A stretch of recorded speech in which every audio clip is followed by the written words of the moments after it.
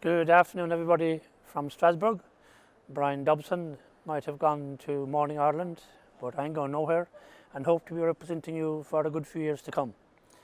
This has been a bit of a controversial week, especially the vote to phase out the use of glyphosate in tillage farming, and this is something that I've opposed because as of now we do not have an alternative, and if the farmers give up using glyphosate and do not grow crops in Europe, we'll be importing from other countries who will be actually using glyphosate.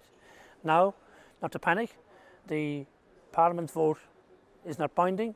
There is a standing committee who will deal with this at technical level, and it is up to them to make the decision. So hopefully they'll make a sensible decision, and that is something we're watching. Also, we discussed today the trade agreement which is planned between the European Union, New Zealand and Australia.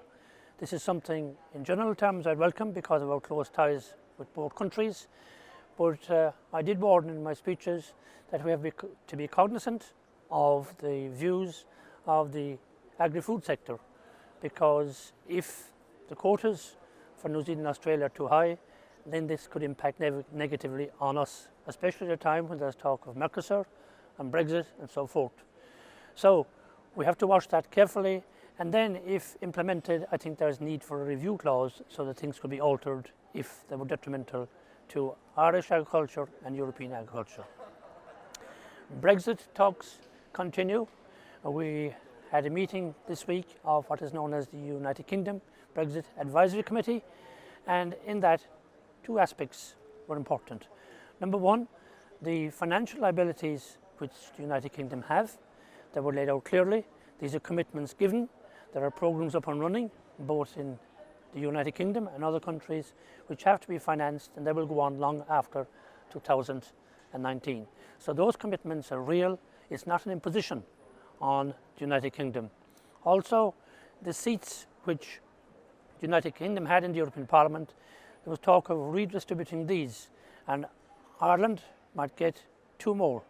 If we do, that will be up to the Commission, who deals with the constituency boundaries, to decide how they will actually allocate those seats. We had one very pleasant occasion this week. The Friends of Music had Amy MacDonald here for a concert. It was very enjoyable.